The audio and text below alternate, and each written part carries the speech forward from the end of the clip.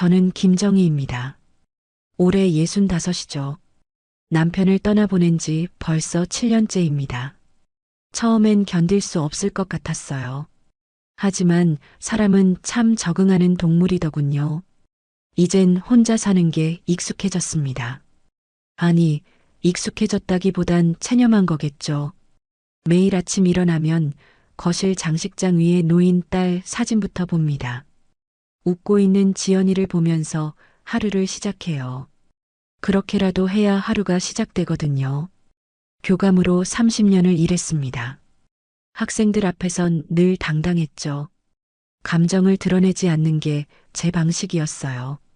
하지만 은퇴하고 나니 그 단단했던 껍질이 서서히 무너지더군요. 집은 너무 조용했습니다. 시계 초침 소리만 똑딱똑딱 들릴 뿐이에요. 가끔은 그 소리조차 귀에 거슬려서 시계를 치워버리고 싶을 때가 있습니다. 그렇게 또 하루를 보내고 있던 어느 날이었어요. 초인종이 울렸습니다. 문을 열자 윤서방이 서 있었어요. 제 사위죠. 아니, 이젠 전 사위라고 해야 하나요? 얼굴이 많이 야위어 있었습니다. 눈가엔 다크서클이 내려앉아 있었고요. 장모님, 윤서방이 힘없이 인사했습니다. 윤서방, 무슨 일이야? 들어와. 거실로 안내했어요. 소파에 앉은 윤서방은 한참을 말을 잇지 못했습니다. 손을 비비작거리며 시선을 바닥에 고정한 채로요. 저는 물 한 잔을 따라 윤서방 앞에 놓았습니다. 천천히 말해봐. 윤서방이 고개를 들었어요. 눈빛이 텅 비어 있었습니다. 살아있는 사람의 눈이 아니었어요. 장모님, 소연이랑은 별거 중이에요. 순간 가슴이 철렁했습니다. 소연이는 윤서방이 재혼한 아내였죠. 지연이가 떠난 지 3년 만에 재혼했을 때 저는 오히려 안도했었어요. 윤서방이 새 삶을 시작하는 게 맞다고 생각했거든요. 왜? 무슨 일이 있었어? 윤서방은 대답하지 않았습니다. 그저 물컵만 바라보고 있었어요. 저는 더 묻지 않았습니다. 사람에겐 말하고 싶지 않은 것들이 있으니까요. 밥은 먹었어? 아니요. 그럼 밥이나 먹자. 혼자선 제대로 못 챙길 거야.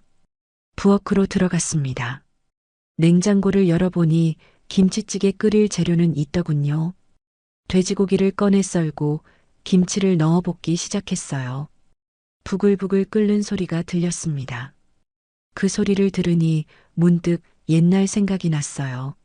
지연이가 어렸을 때 제가 김치찌개 끓이면 부엌까지 달려와서 냄새 맡던 모습이요.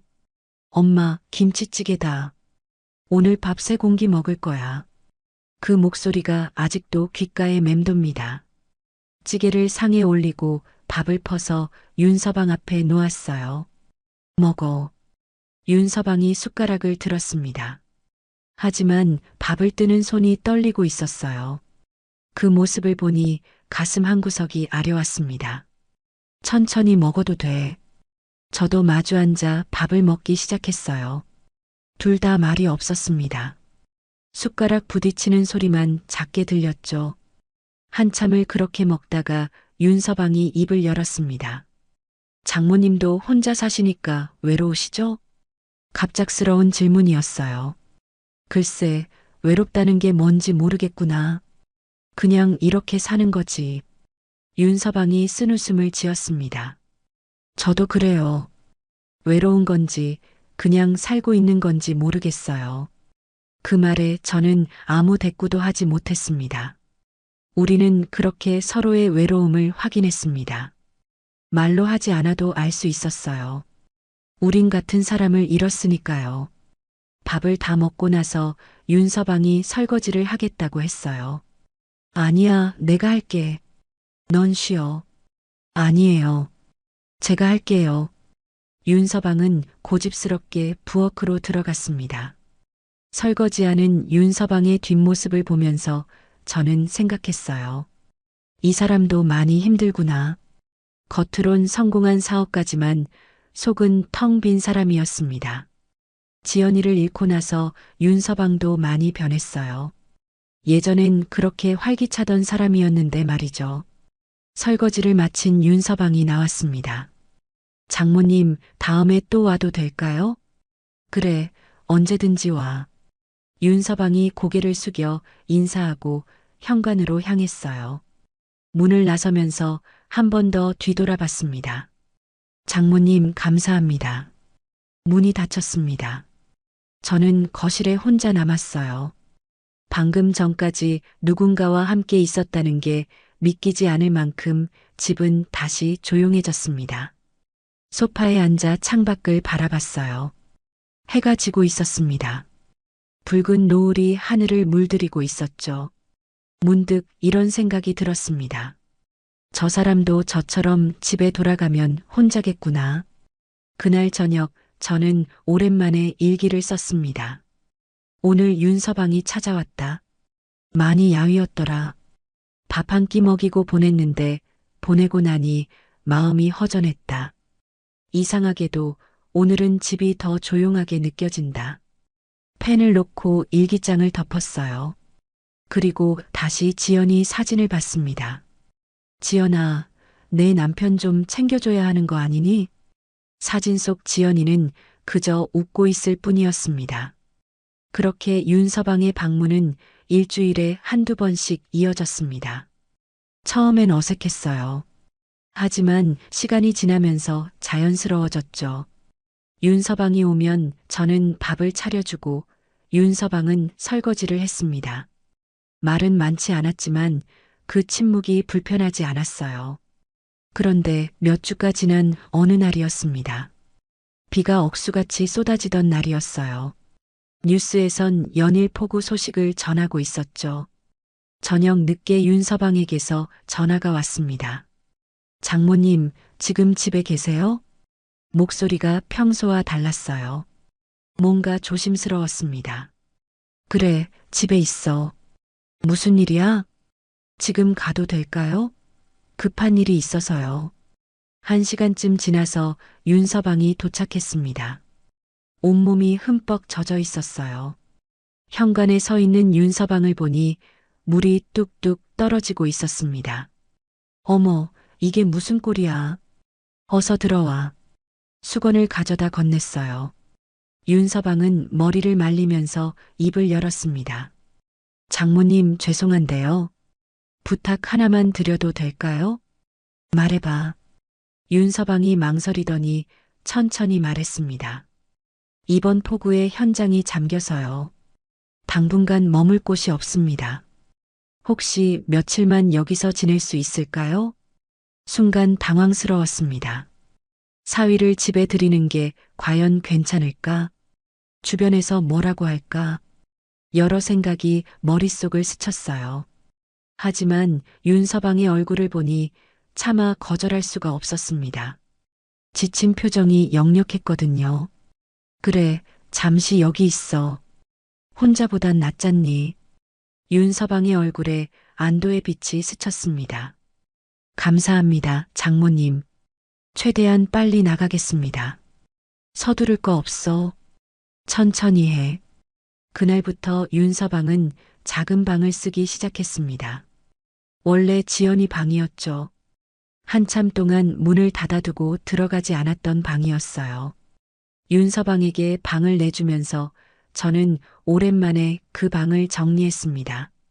먼지를 닦고 이불을 새로 깔았어요. 지연이 냄새가 아직 남아있는 것 같았습니다. 처음 며칠은 괜찮았어요. 윤서방은 아침 일찍 나가서 밤늦게 들어왔습니다. 서로 부딪힐 일이 별로 없었죠. 하지만 함께 사는 건 역시 혼자 사는 것과 달랐어요. 누군가 집에 있다는 게 느껴졌습니다. 현관에 놓인 구두, 욕실에 걸린 수건, 냉장고에 새로 들어온 음료수, 작은 것들이 집안 곳곳에서 윤서방의 존재를 알렸어요. 이상하게도 그게 싫지 않았습니다. 그런데 문제가 생긴 건 나흘째 되던 날이었어요. 아침부터 몸이 으슬으슬했습니다. 목도 칼칼하고 머리도 지끈거렸죠. 감기에 걸린 것 같았어요. 약을 먹고 누웠는데 열이 계속 올랐습니다. 이불을 덮어도 추웠어요. 몸을 뒤척이다 그만 잠들어 버렸습니다. 얼마나 잤을까요? 현관문 여는 소리에 깼어요. 윤서방이 돌아온 모양이었습니다. 발소리가 가까워지더니 제 방문을 두드렸어요. 장모님 괜찮으세요? 불이 안 켜져 있어서요. 괜찮아. 그냥 좀 누워 있는 거야. 목소리가 잠겨 나왔습니다. 윤서방이 문을 살짝 열었어요. 많이 안 좋으신 것 같은데요. 제가 약 사올까요? 아니야, 괜찮아.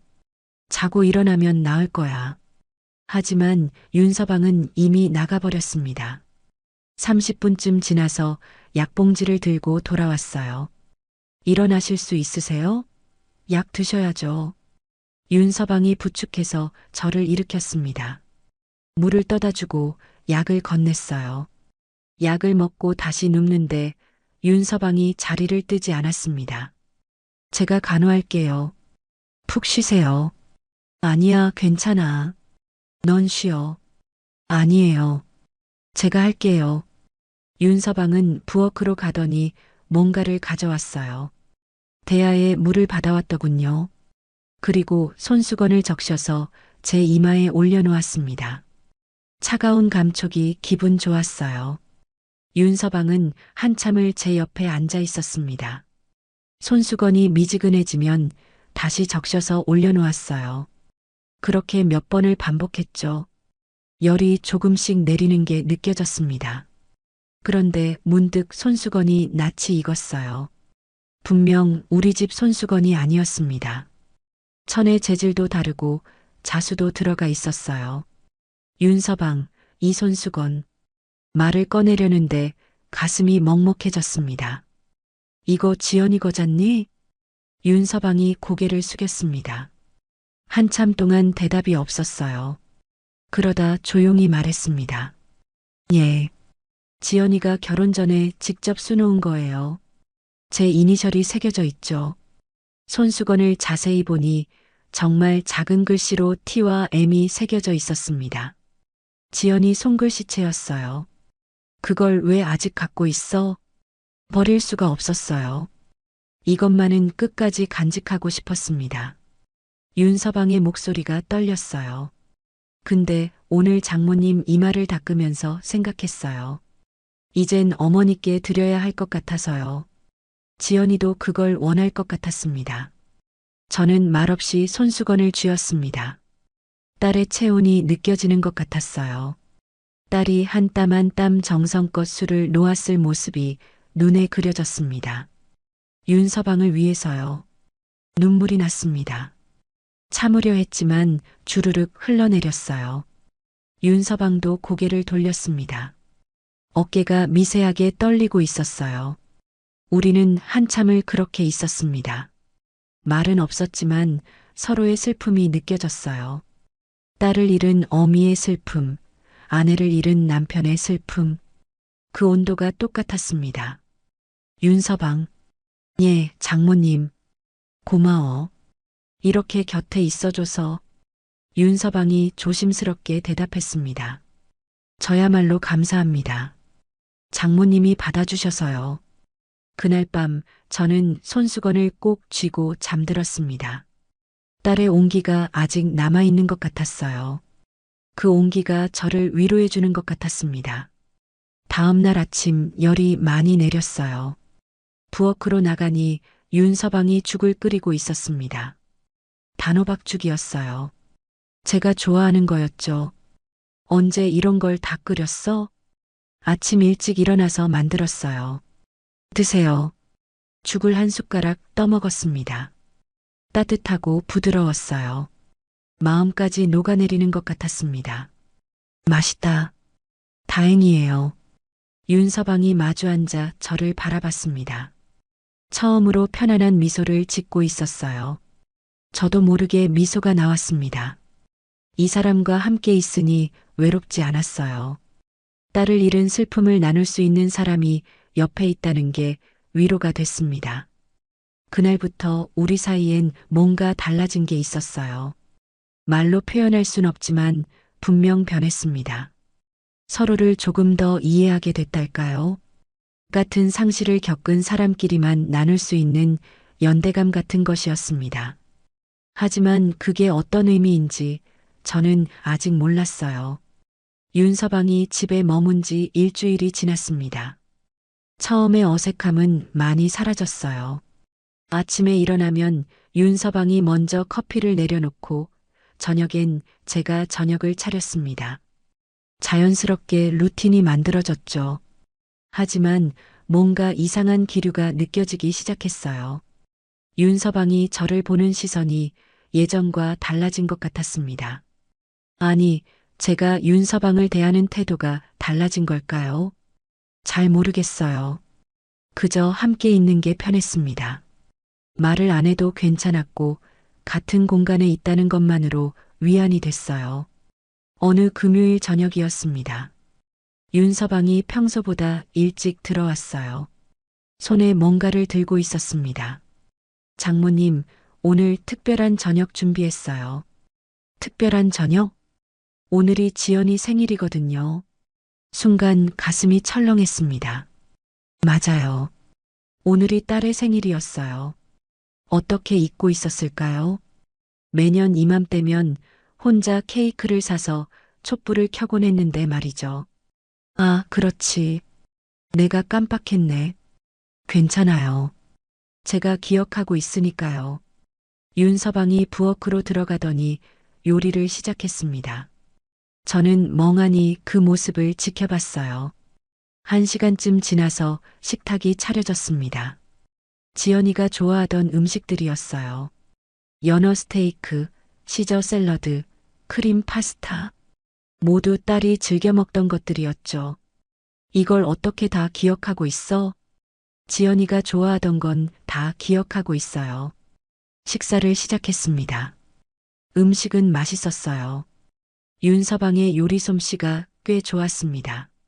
식사를 마칠 무렵 윤서방이 와인 한 병을 꺼냈어요. 레드 와인이었습니다.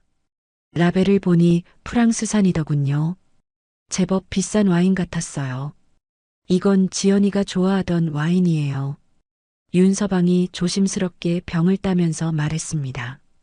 결혼기념일마다 이 와인을 마셨어요. 지연이는 이 와인을 마시면서 항상 행복해했죠. 글라스에 와인이 따라졌습니다. 붉은 빛깔이 참 곱더군요. 오늘은 그 사람 대신 장모님과 건배해도 될까요? 윤서방이 잔을 들었어요.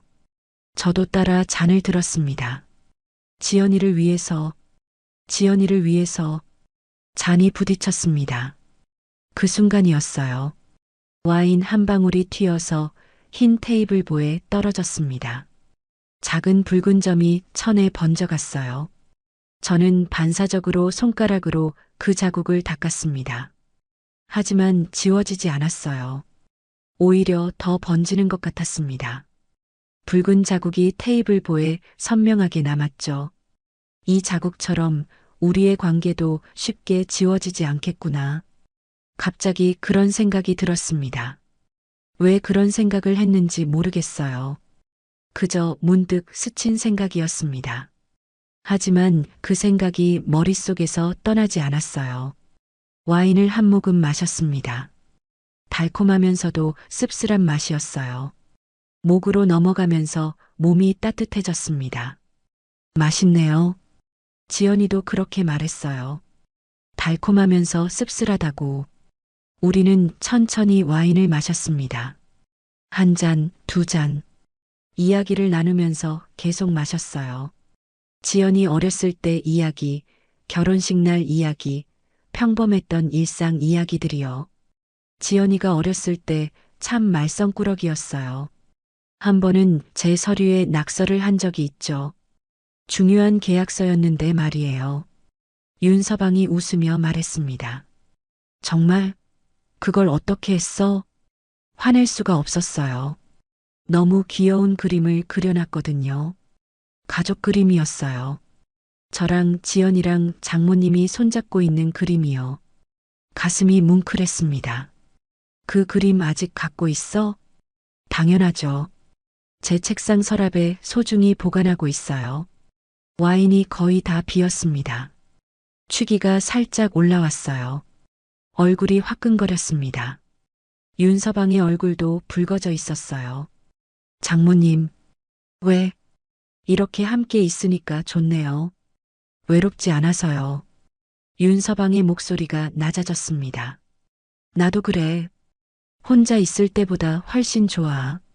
그 말을 하고 나서 깨달았어요. 내가 지금 뭐라고 한 거지? 왜 이런 말을 했을까? 순간 우리 사이에 침묵이 흘렀습니다. 이상한 긴장감이 감돌았어요. 뭔가 선을 넘은 것 같은 기분이었습니다. 제가 설거지할게요. 윤서방이 황급히 자리에서 일어났습니다. 그릇을 들고 부엌으로 향했어요. 저는 그 자리에 그대로 앉아 있었습니다. 가슴이 두근거렸어요. 왜 이러는 걸까요? 뭐가 이렇게 떨리는 걸까요? 테이블보의 붉은 자국을 다시 바라봤습니다. 지워지지 않는 자국. 그게 우리 관계 같았어요. 그날 이후로 뭔가 달라졌습니다. 서로를 대하는 태도가 조심스러워졌어요. 말 한마디 할 때도 신경 쓰이고 눈이 마주치면 얼른 돌렸습니다. 함께 TV를 볼 때도 그랬어요. 소파에 나란히 앉아 드라마를 보는데 옆에서 윤서방의 숨소리가 들렸습니다. 팔이 스칠까봐 조심스럽게 몸을 옆으로 기울였어요. 웃긴 장면이 나와서 웃다가도 갑자기 어색해졌습니다. 왜 웃었는지 모를 정도로요. 장모님, 물 좀 드릴까요? 아니야, 괜찮아. 그럼 담요 더 필요하세요? 아니, 괜찮아. 필요 이상으로 신경을 쓰고 있었어요. 윤서방도 저도요. 밤에 잠을 자려고 누우면 이상한 생각들이 들었습니다. 윤서방이 벽 너머에 있다는 게 의식됐어요. 숨소리가 들리는 것 같았습니다. 아니, 진짜로 들렸어요. 이건 뭘까요? 왜 이렇게 마음이 불편한 걸까요? 아니, 불편하다기보다는 설레는 걸까요? 아니에요. 설렌다는 게 말이 안 되죠. 저는 65이고 윤서방은 제 사위였어요. 하지만 가슴은 거짓말을 하지 않았습니다. 뭔가 변하고 있었어요. 서로에 대한 감정이요. 그게 뭔지는 모르겠지만 분명 달라지고 있었습니다. 저는 이불을 뒤집어 쓰고 눈을 감았어요. 하지만 잠은 쉽게 오지 않았습니다. 테이블보의 붉은 자국이 계속 떠올랐거든요.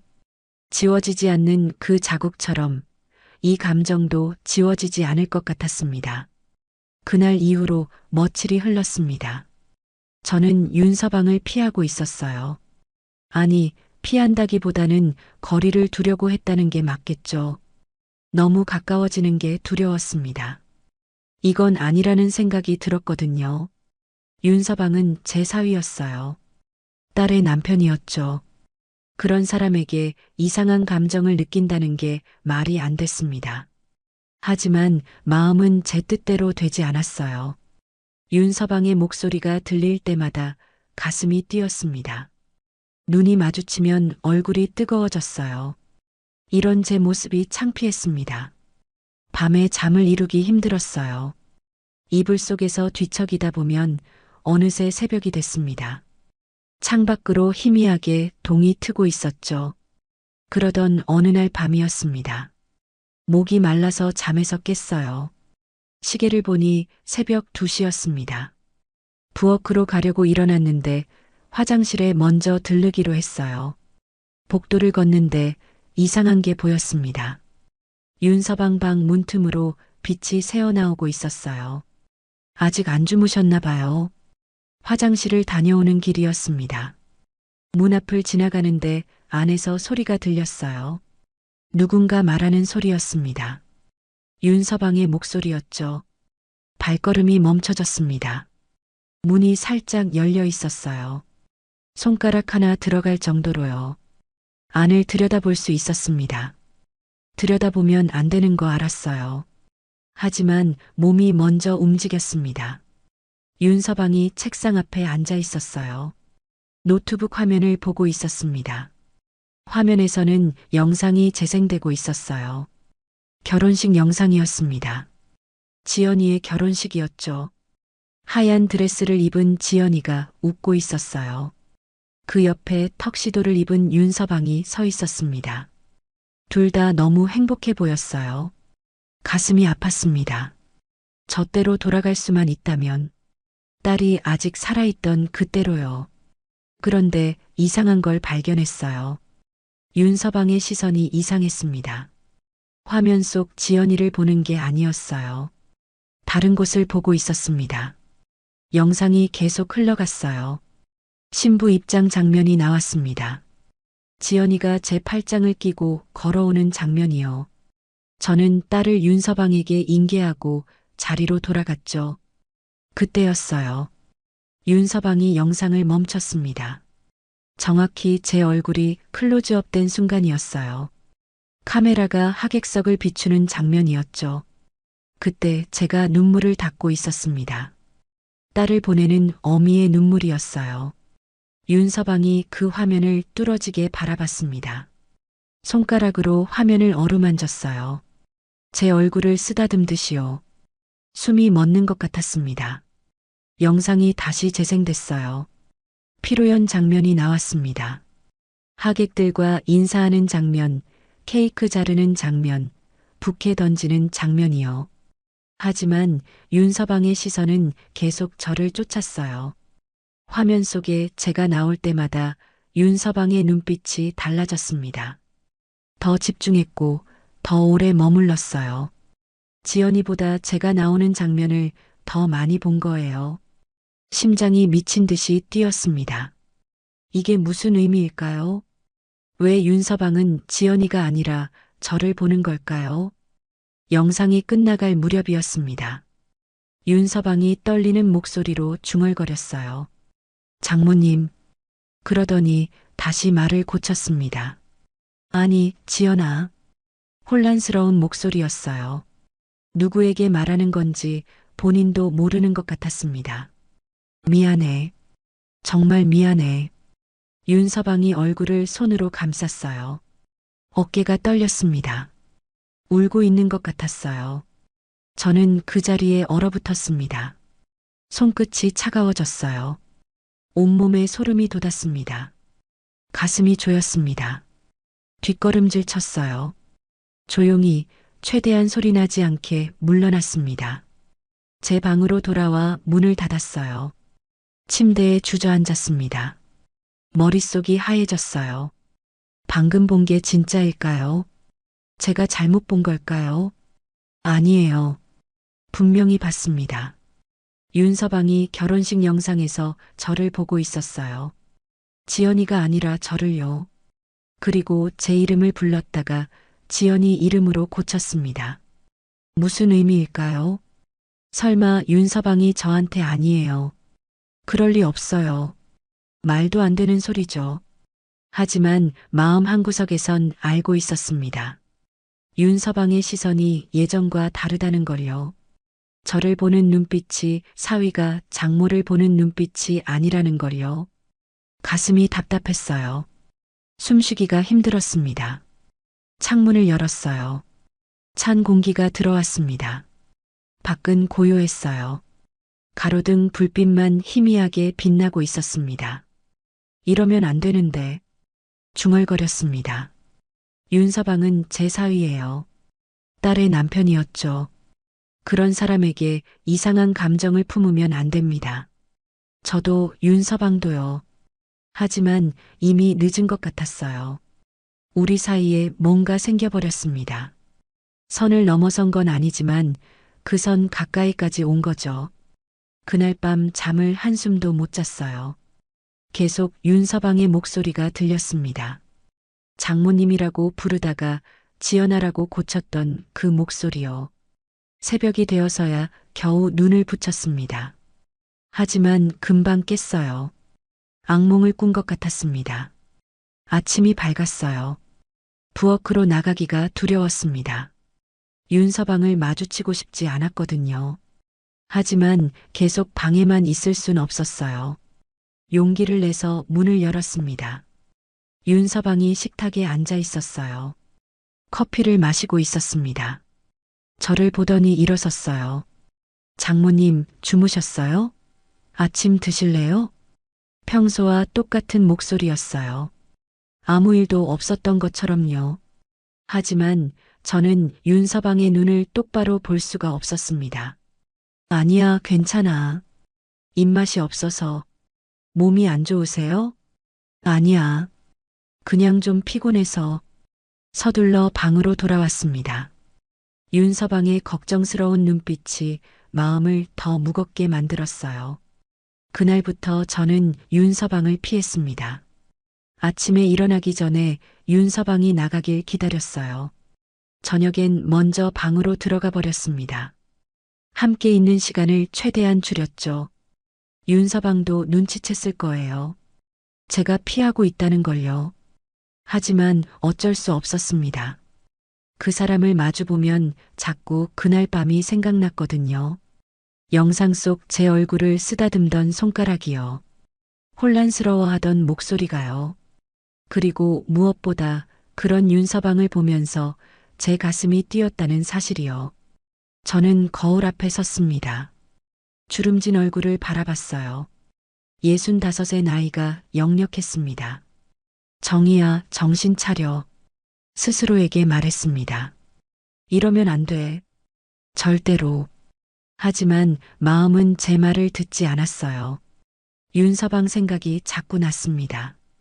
피하려고 해도 자꾸 생각났어요. 이게 뭘까요? 이 감정이 대체 뭘까요? 며칠이 흘렀습니다. 저는 여전히 윤서방을 피하고 있었어요. 아침엔 일부러 늦게 일어났고 저녁엔 일찍 방으로 들어갔습니다. 윤서방도 눈치를 챘는지 말이 없었어요. 그저 조용히 출근하고 조용히 퇴근했습니다.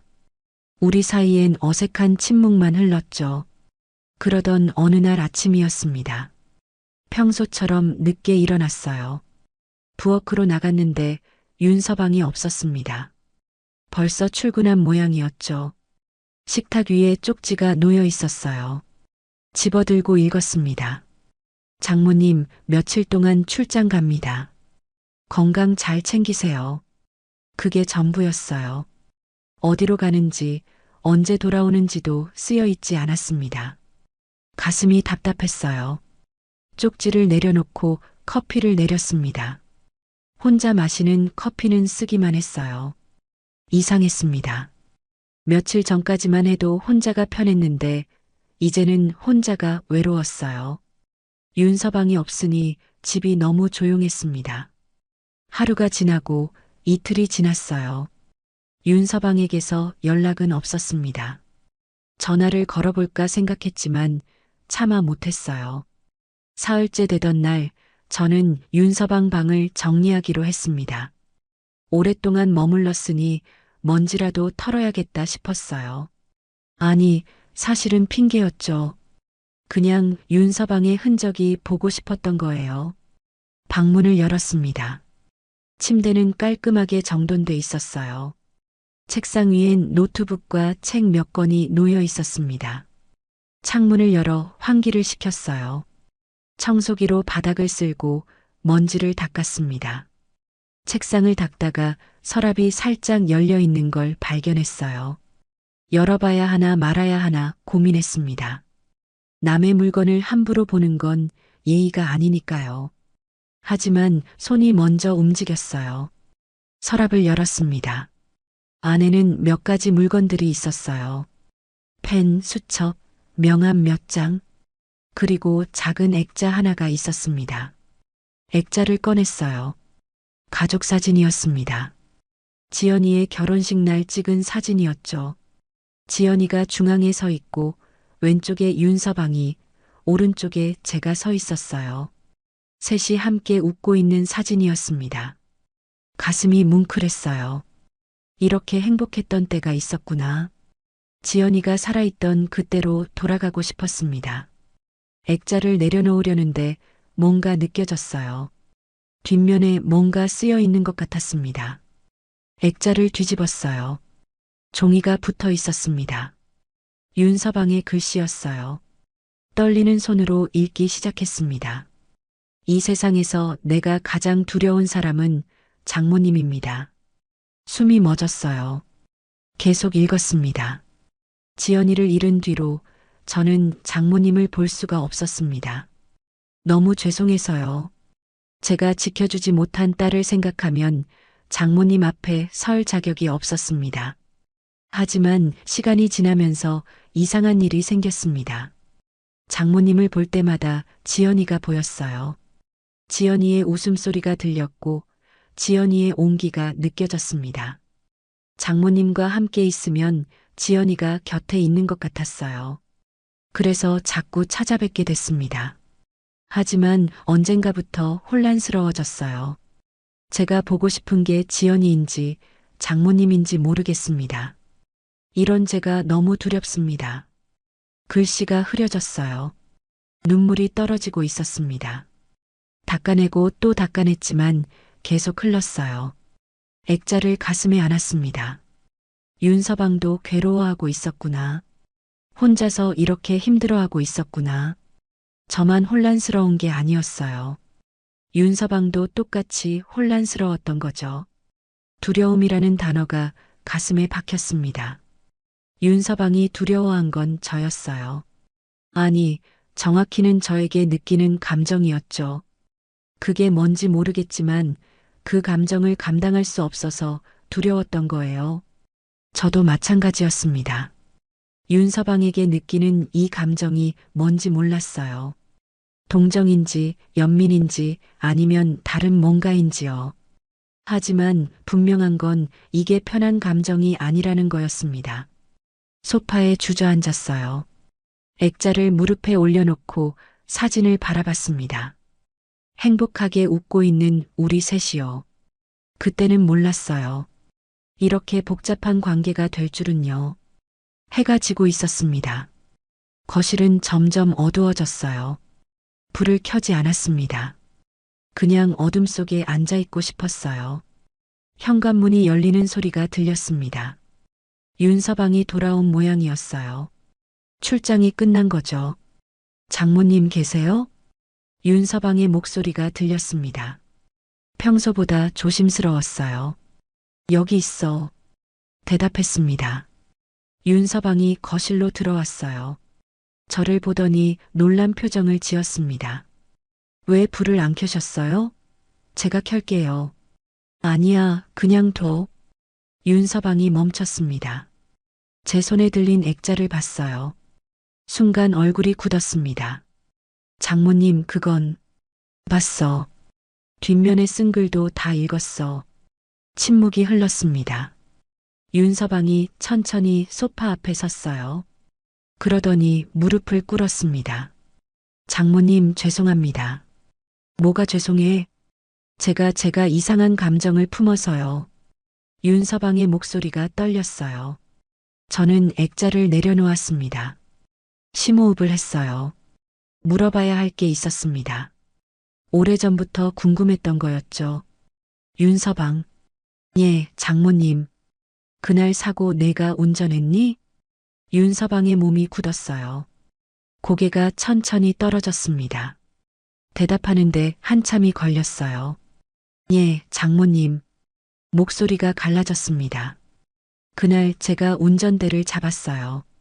숨이 막혔습니다. 알고는 있었어요. 어렴풋이 짐작하고 있었죠.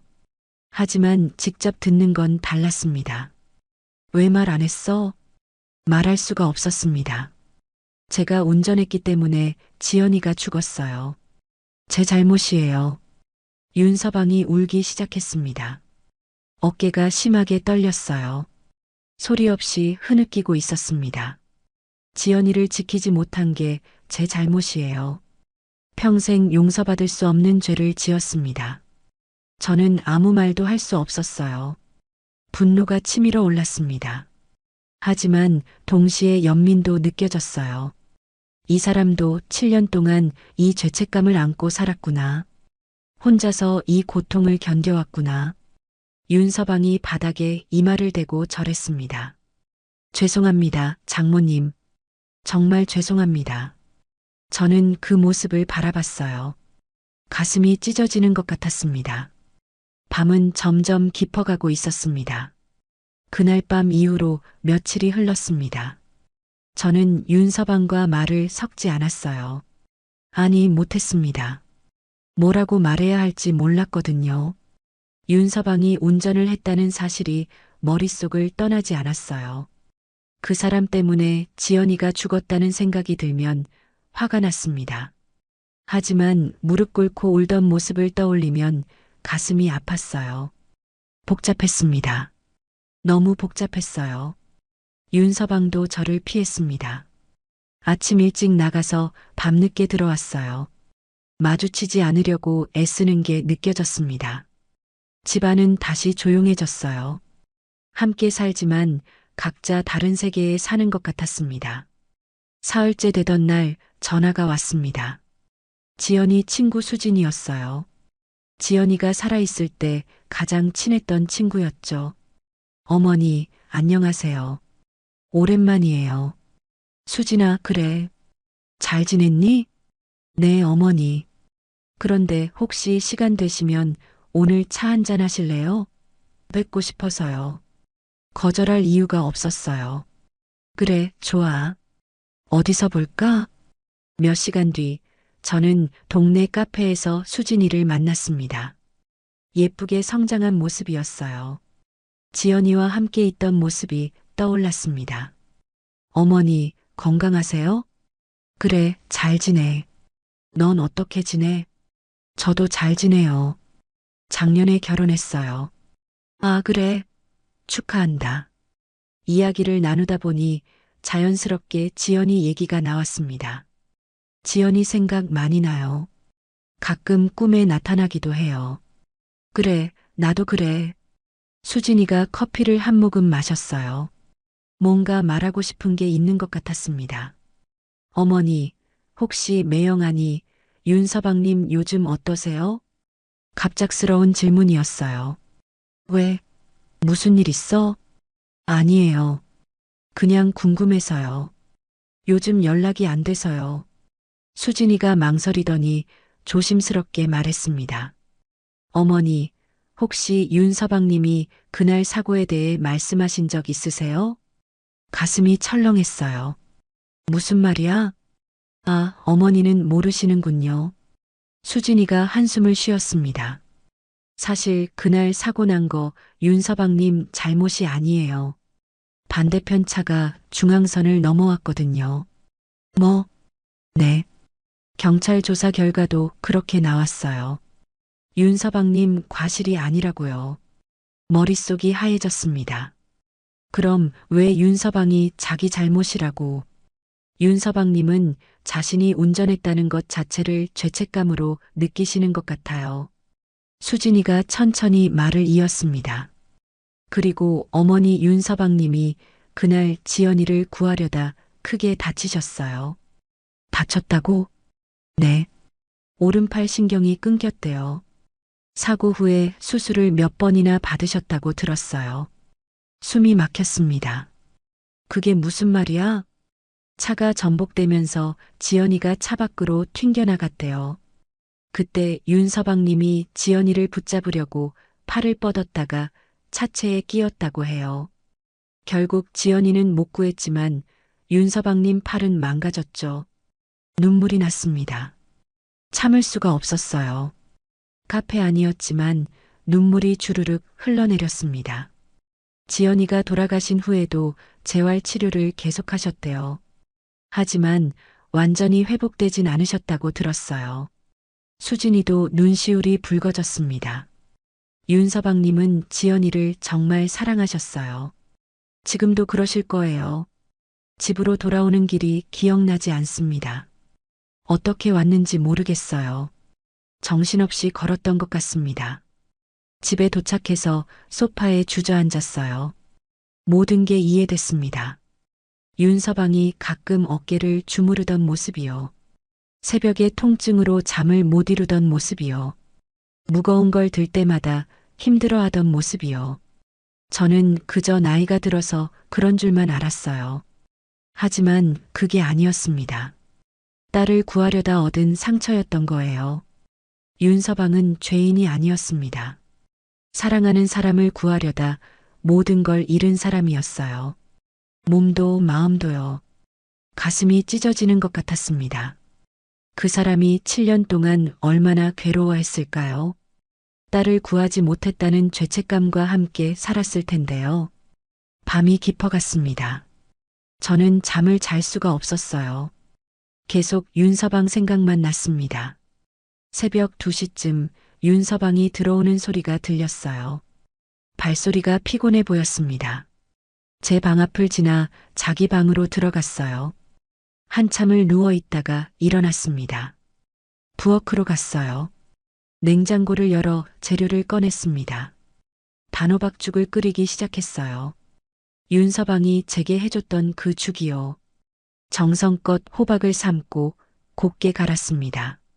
죽이 완성될 때쯤 동이 트기 시작했어요. 그릇에 죽을 담았습니다. 따뜻한 김이 모락모락 피어올랐어요. 쪽지를 꺼냈습니다. 한참을 고민하다가 펜을 들었어요. 뭐라고 써야 할까요? 죄송하다고? 아니에요. 미안한 건 제가 아니에요. 고맙다고? 그것도 아닌 것 같았어요. 한참을 생각하다가 이렇게 썼습니다. 이젠 자신을 용서해도 돼. 지연이도 내 편일 거야. 쪽지를 죽 옆에 놓았습니다. 윤서방 방 앞에 조용히 내려놓았어요. 문을 두드릴까 했지만 그러지 않았습니다. 제 방으로 돌아왔어요. 창밖을 바라봤습니다. 해가 떠오르고 있었어요. 새로운 하루가 시작되고 있었습니다. 1시간쯤 지났을까요? 방문이 조심스럽게 두드려졌습니다. 장모님 계세요? 윤서방의 목소리였어요. 떨리고 있었습니다. 문을 열었어요. 윤서방이 쪽지를 들고 서 있었습니다. 얼굴이 눈물로 범벅이 돼 있었어요. 장모님 이게 말을 잇지 못했습니다. 저도 눈물이 났어요. 참으려 했지만 소용없었습니다. 수진이한테 들었어. 내가 지연이를 구하려다 다쳤다는 거. 윤서방이 고개를 숙였어요.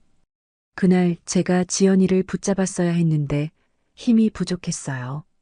제 팔이 망가진 건 아무것도 아니에요. 지연이를 잃은 게 문제예요. 아니야. 저는 윤서방의 손을 잡았습니다. 내 잘못이 아니야. 넌 최선을 다했어. 그걸로 충분해. 윤서방이 무릎을 꿇었어요. 용서해 주셔서 감사합니다, 장모님. 일어나. 용서할 것도 없어. 넌 아무 잘못도 안 했어. 윤서방을 일으켰습니다. 그의 어깨가 떨리고 있었어요. 저도 같이 떨렸습니다. 우리는 한참을 그렇게 서 있었어요. 7년 동안 쌓였던 오해가 풀리는 순간이었습니다. 죽 먹어. 식기 전에 윤서방이 고개를 끄덕였어요. 그리고 처음으로 편안하게 웃었습니다. 그 미소를 보니 저도 웃음이 났어요. 이제야 우리는 진짜로 서로를 이해하게 된 것 같았습니다. 그날 이후 우리 관계는 조금 나아졌습니다. 더 이상 서로를 피하지 않았어요. 아침에 함께 커피를 마시고 저녁엔 같이 식사를 했습니다. 편안해졌어요. 오해가 풀리니 마음도 가벼워졌죠. 윤서방은 예전보다 많이 웃었습니다. 제가 농담을 하면 크게 웃어줬어요. 그 모습을 보는 게 좋았습니다. 하지만 평화는 오래가지 않았어요. 일주일쯤 지났을 때였습니다. 슈퍼에 장을 보러 갔어요. 평소처럼 카트를 밀며 필요한 물건들을 담고 있었습니다. 채소 코너를 지나가는데 뒤에서 수군거리는 소리가 들렸어요. 저 사람 김정희 아니야? 맞아, 그 교감 선생님. 두 여자가 속삭이고 있었습니다. 동네 사람들인 것 같았어요. 근데 요즘 사위랑 같이 산다며? 순간 손이 굳었습니다. 어머, 진짜? 장모랑 사위가? 응. 우리 집 옆 사는 분이 봤대. 매일 같이 들어가더래. 가슴이 쿵 내려앉았어요. 세상에, 그게 말이 돼? 딸은 죽었는데. 그러니까. 나도 처음 듣고 깜짝 놀랐어. 카트를 놓고 그 자리를 떠났습니다. 물건도 제대로 안 담았지만 상관없었어요. 빨리 나가고 싶었습니다. 집으로 돌아오는 내내 귀가 멍멍했어요. 소문이 돌고 있었구나. 사람들이 우리를 이상하게 보고 있었구나. 현관문을 열고 들어왔습니다. 거울을 봤어요. 창백한 얼굴이 비쳤습니다. 소파에 주저앉았어요. 머리가 지끈거렸습니다. 우리는 아무 잘못도 안 했어요. 그저 상실을 나눈 것뿐이었습니다. 서로를 위로한 것뿐이었죠. 하지만 세상은 그렇게 보지 않았어요. 저녁이 됐습니다. 윤서방이 퇴근했어요. 평소보다 일찍 들어온 것 같았습니다. 장모님, 저녁 드셨어요? 아니, 아직. 제가 뭐 만들까요? 괜찮아. 입맛이 없어. 윤서방이 걱정스러운 눈빛으로 저를 봤어요. 어디 안 좋으세요? 아니야. 괜찮아. 하지만 괜찮지 않았습니다. 며칠 뒤 더 큰 일이 터졌어요. 예전 직장 동료에게서 전화가 왔습니다. 정미선이었어요. 제 유일한 친구였죠. 정이야, 나 미선이야. 미선아. 무슨 일이야? 정이야, 너 괜찮아? 목소리가 조심스러웠어요. 무슨 말이야? 너 요즘 사위랑 같이 산다는 소문 들었어. 가슴이 철렁했습니다. 누가 그래? 동네에서 다 그렇게 말하더라. 나도 처음엔 설마 했는데.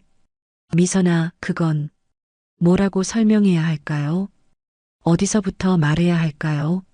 정이야, 내가 뭐라고 하려는 게 아니야. 그냥 조심해. 사람들 입이 무섭잖아. 전화를 끊었습니다. 손이 떨렸어요. 핸드폰을 꽉 쥐었습니다.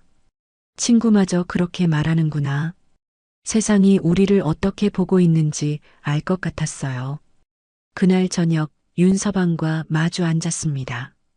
밥을 먹고 있었지만 목으로 넘어가지 않았어요.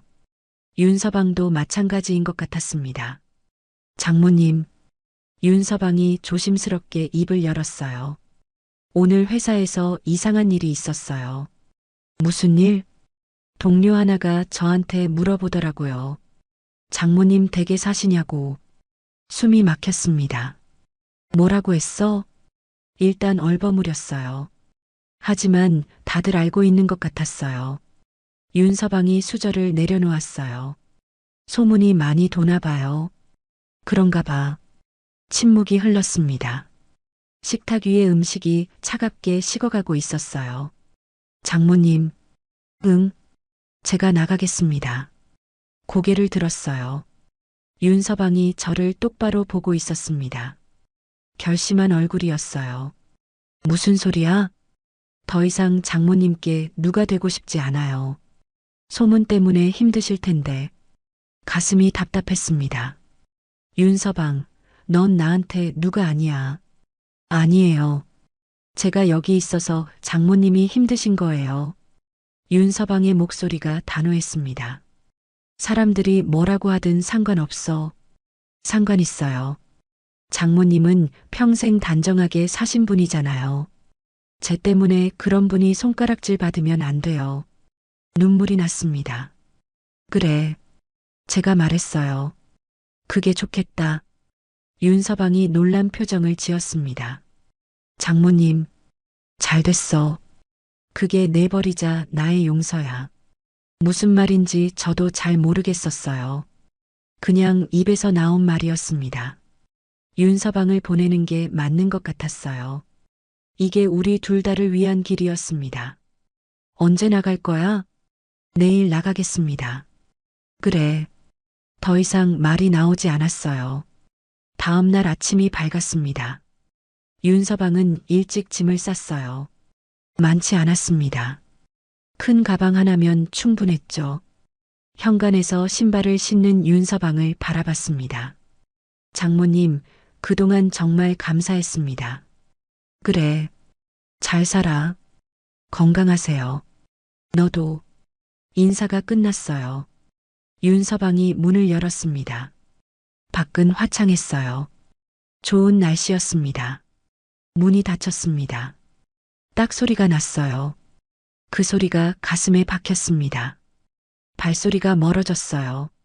계단을 내려가는 소리가 점점 작아졌습니다. 저는 그 자리에 서 있었어요. 한참을 서 있었습니다. 다리에 힘이 없었어요. 눈물이 흘러내렸습니다. 참으려 했지만 소용없었어요.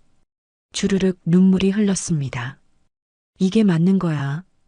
이게 맞는 거라고 스스로에게 되뇌었어요.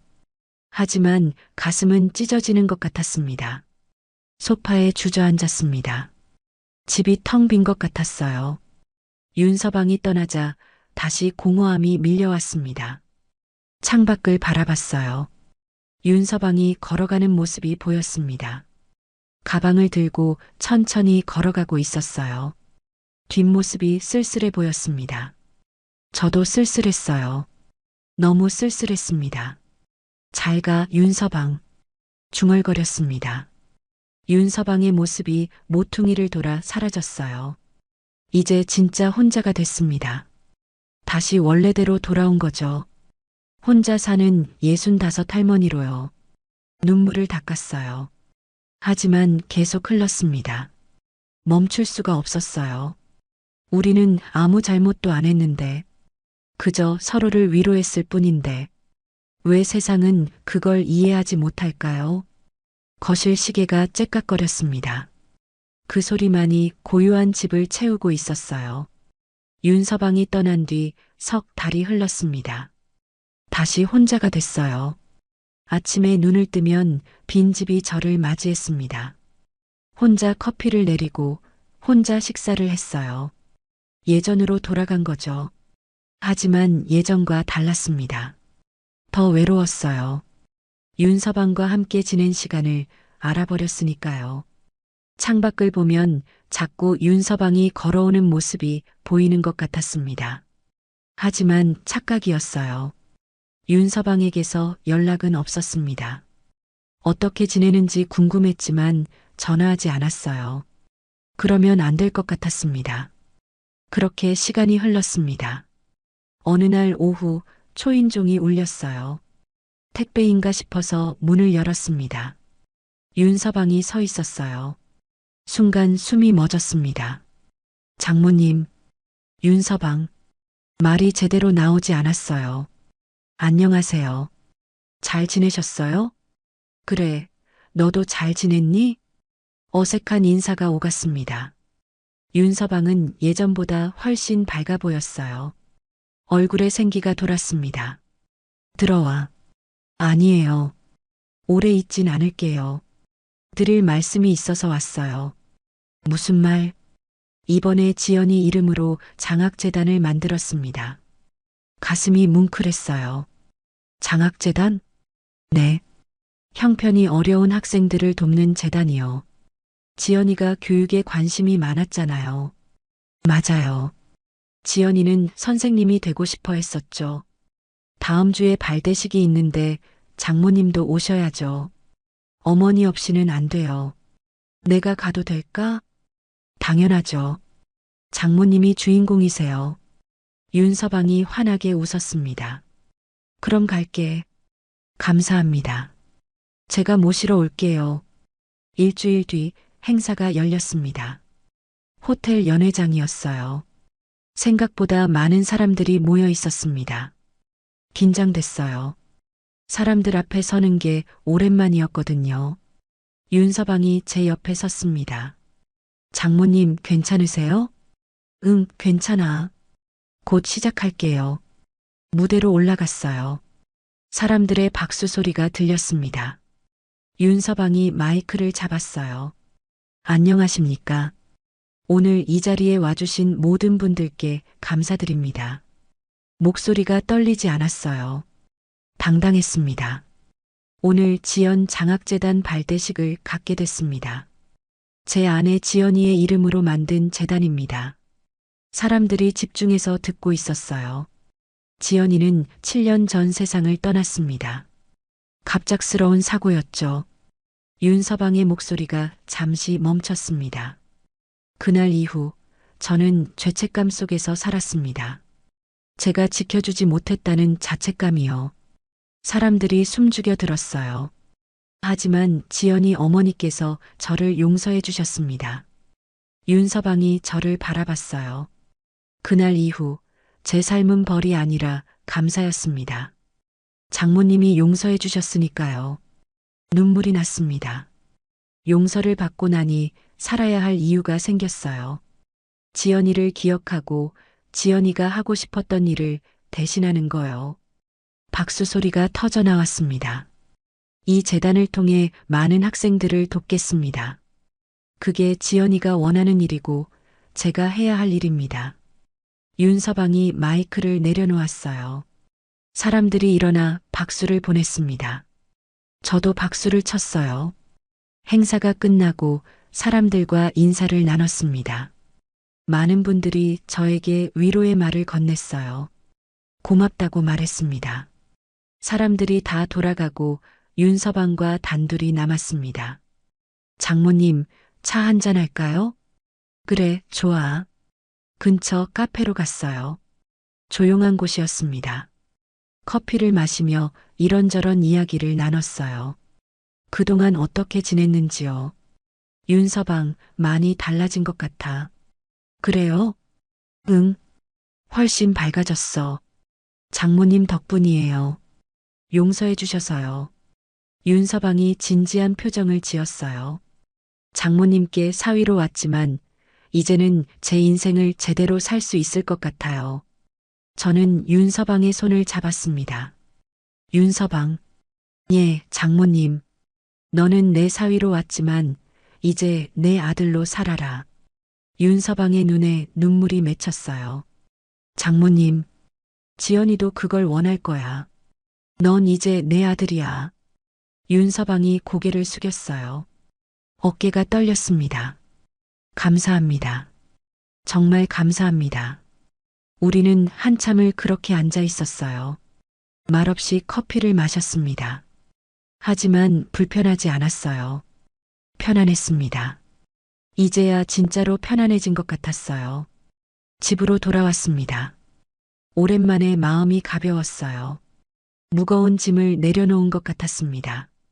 일기장을 꺼냈습니다. 오랜만에 쓰는 일기였어요.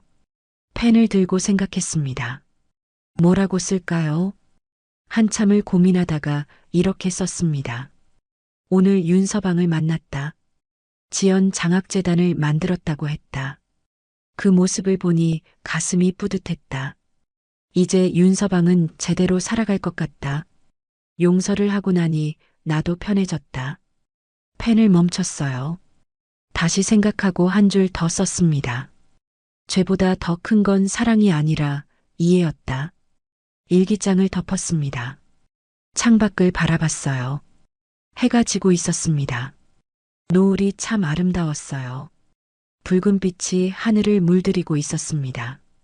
지연아, 중얼거렸습니다. 내 남편 잘 보냈어. 이제 그 사람 제대로 살 거야. 바람이 불었어요.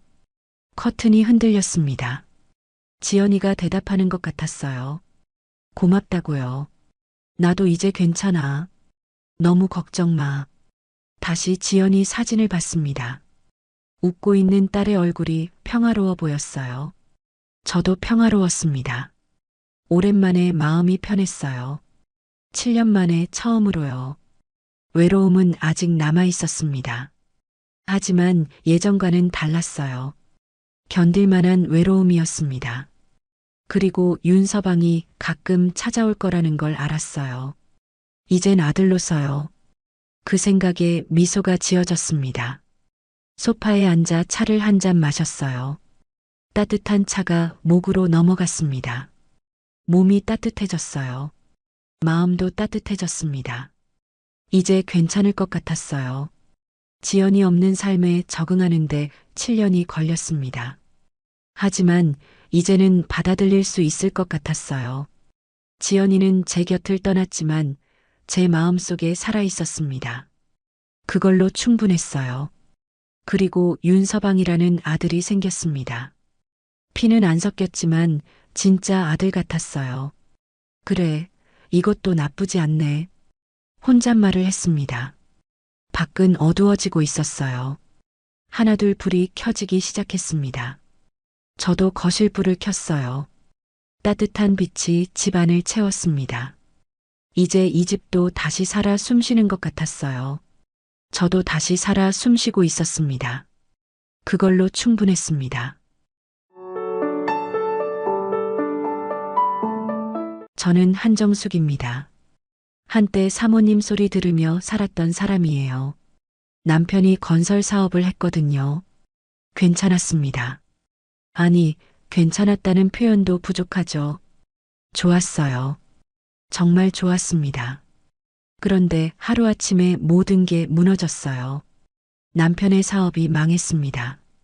보증을 잘못 썼고 거래처가 줄줄이 부도를 냈죠. 집은 경매로 넘어갔고 그나마 남은 전세금도 빚을 갚는데 다 쓰였습니다. 친구들은 연락이 끊겼어요. 아니, 제가 먼저 끊었는지도 모르겠네요. 부끄러웠거든요. 남편은 그 충격을 이기지 못했습니다. 병원에 입원했고 석 달을 버티다 결국 세상을 떠났어요. 장례식장엔 사람이 별로 없었습니다. 빈소 앞에 혼자 앉아 있으니까 무섭더군요.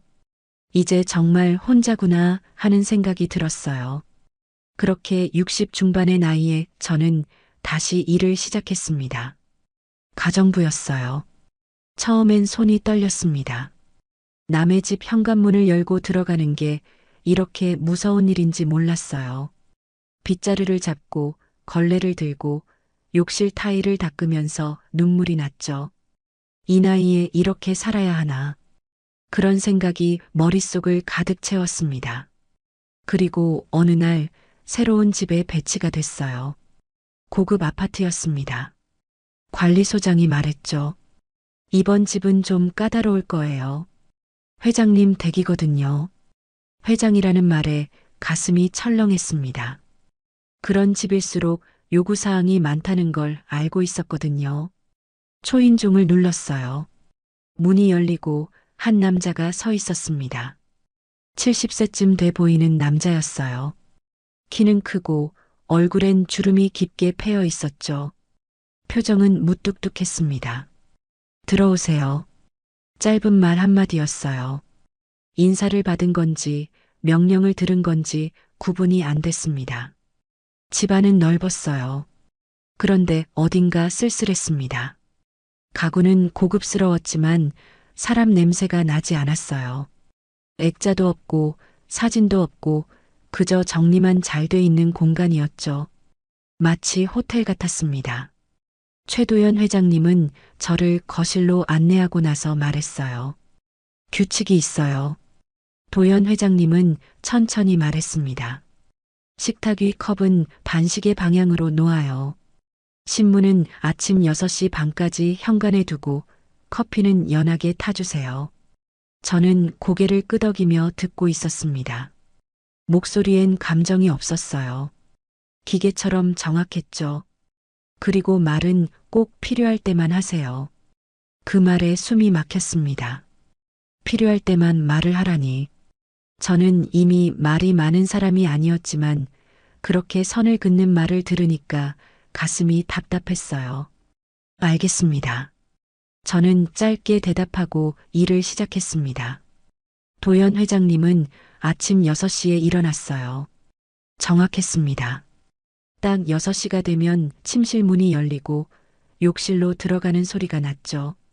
샤워를 하고 나와서 정장을 입고 서재로 들어갔습니다. 저는 그 사이에 식탁을 준비했어요. 토스트 2장, 스크램블 에그, 연한 커피 1잔. 도연 회장님은 아침을 먹을 때도 말이 없었습니다.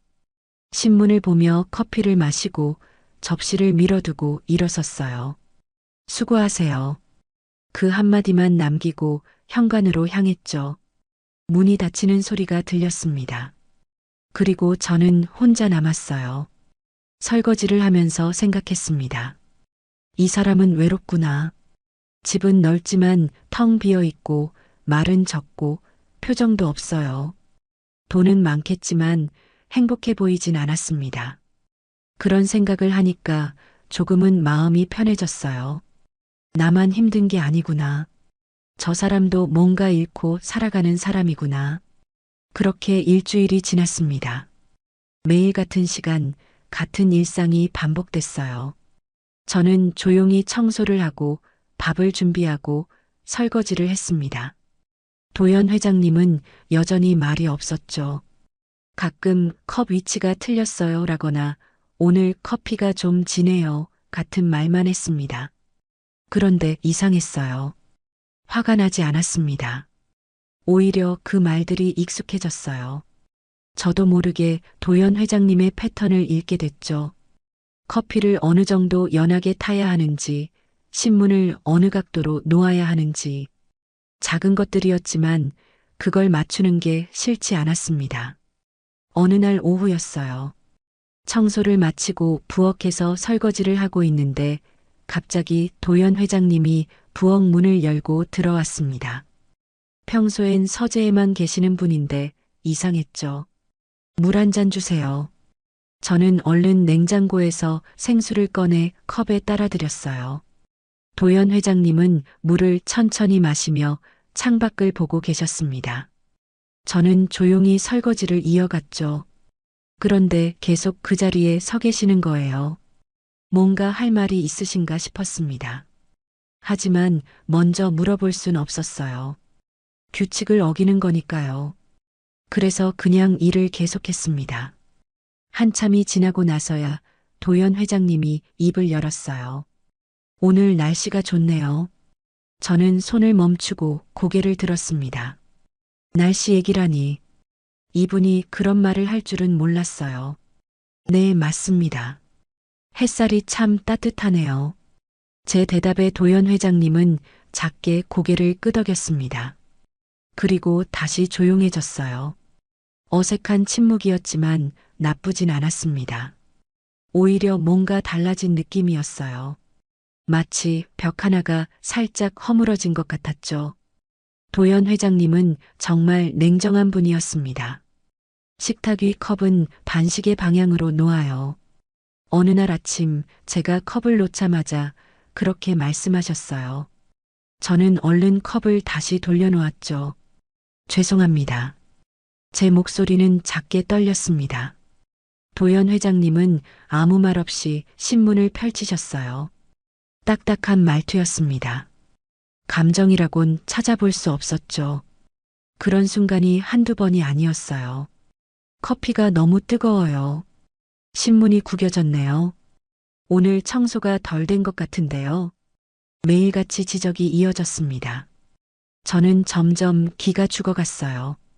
예전엔 남의 집 사모님이었는데 지금은 이렇게 작은 실수 하나에도 조마조마해야 하는 처지가 됐습니다.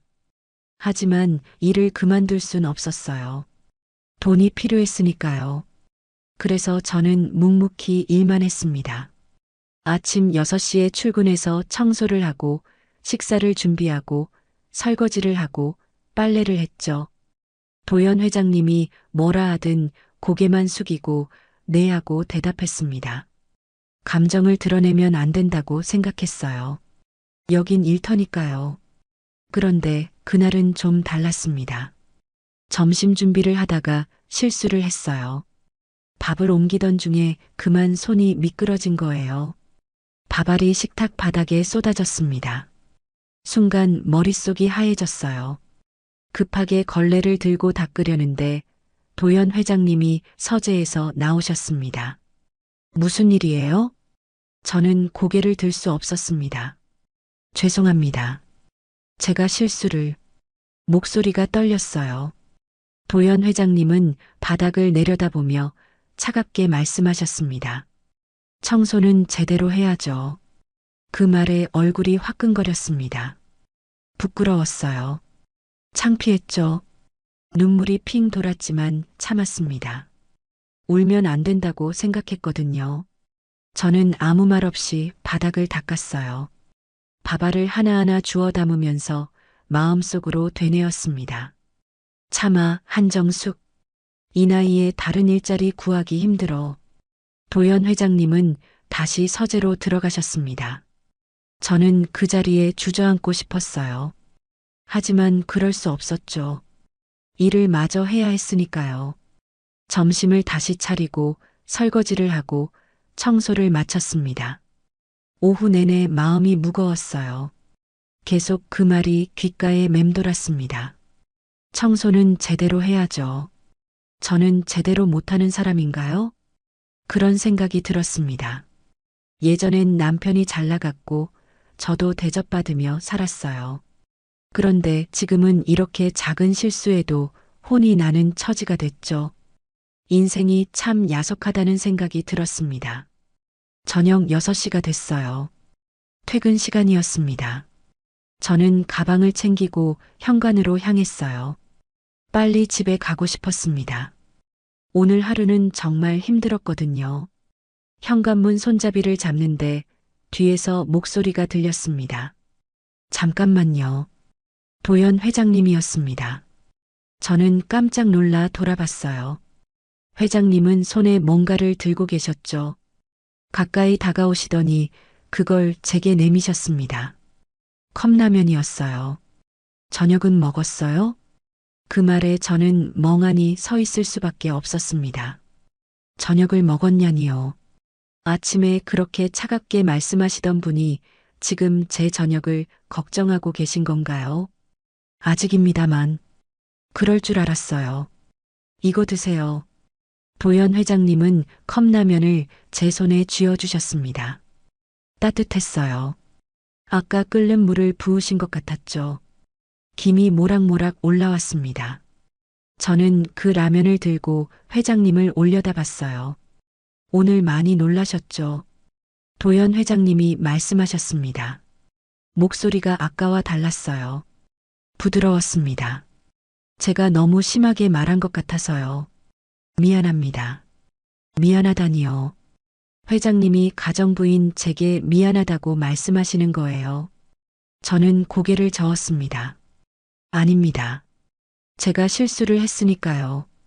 제 목소리는 떨렸어요. 눈물이 나올 것 같았거든요. 사람이면 실수할 수 있죠. 도연 회장님은 그렇게 말씀하시고 돌아서셨습니다. 저는 그 뒷모습을 멍하니 바라봤어요.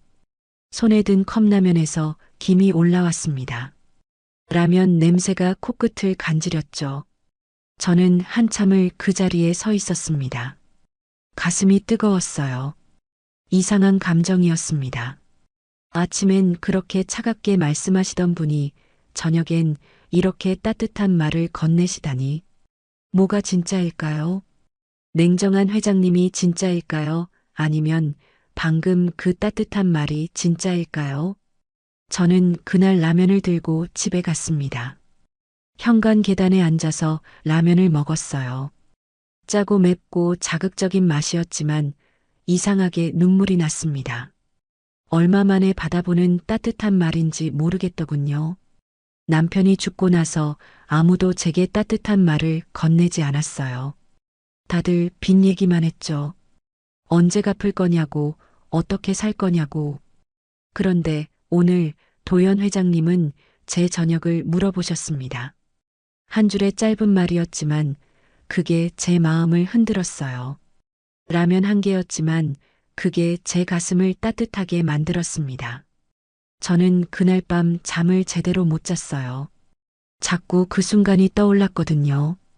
다음 날 출근했을 때 저는 조금 달라져 있었습니다. 도연 회장님을 볼 때마다 어제 그 순간이 생각났어요. 컵라면을 건네시던 손, 저녁은 먹었어요? 라고 물으시던 목소리. 그게 자꾸 귓가에 맴돌았습니다. 회장님은 여전히 무뚝뚝하셨어요. 커피 좀 더 연하게 타주세요. 신문은 여기 놓아요. 똑같이 딱딱한 말투였습니다. 하지만 저는 더 이상 기죽지 않았어요. 왜냐하면 알게 됐거든요. 이 사람도 따뜻한 구석이 있다는 걸. 그날 이후 제 마음속 어딘가가 살짝 흔들렸습니다. 뭐라고 표현하기 어려운 감정이었어요. 설렘 같은 건 아니었습니다. 그냥 이 사람에게 조금 더 관심이 가기 시작했다고 해야 할까요? 왜 이렇게 차갑게 구는지, 왜 혼자 사는지, 왜 이 넓은 집에 사진 한 장 없는지 궁금해지기 시작했습니다. 저는 그 궁금증을 꾹 누르고 일을 했어요. 하지만 마음속 어딘가에선 조그맣게 기대하고 있었습니다. 혹시 오늘도 회장님이 따뜻한 말 한마디를 건네주시진 않을까? 혹시 오늘도 제게 뭔가를 물어봐 주시진 않을까? 그렇게 제 일상이 조금씩 달라지기 시작했습니다. 며칠이 지났습니다. 그날따라 하늘이 어두웠어요. 아침부터 먹구름이 끼더니 오후가 되자 빗방울이 떨어지기 시작했죠. 저는 평소처럼 청소를 하고 저녁 준비를 했습니다. 창밖을 보니 비가 점점 거세지고 있었어요. 오늘 비 많이 온다던데 괜찮겠어요? 회장님이 물었습니다. 저녁 식사를 하다 말고 창밖을 보더니 걱정스러운 표정을 지었어요. 저는 괜찮다고 대답했죠.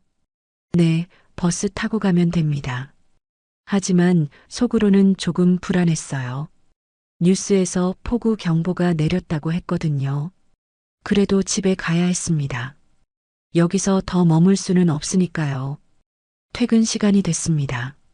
저는 가방을 챙기고 현관으로 나왔어요. 밖을 보니 비가 엄청나게 쏟아지고 있었죠. 우산을 펼쳤지만 소용없을 것 같았습니다. 바람까지 불어서 우산이 뒤집힐 지경이었어요. 그래도 가야죠. 저는 중얼거리며 문을 열었습니다. 순간 빗물이 신발을 적셨어요. 한 발짝 나서려는데 뒤에서 목소리가 들렸죠. 이 밤에 어딜 가요? 회장님이었습니다. 저는 돌아봤어요. 회장님은 심각한 표정으로 서 있었죠. 집에 가야죠. 걱정 마세요. 버스 다닙니까? 이 비에? 그 말에 저는 멈칫했습니다. 사실 확인을 안 해봤거든요.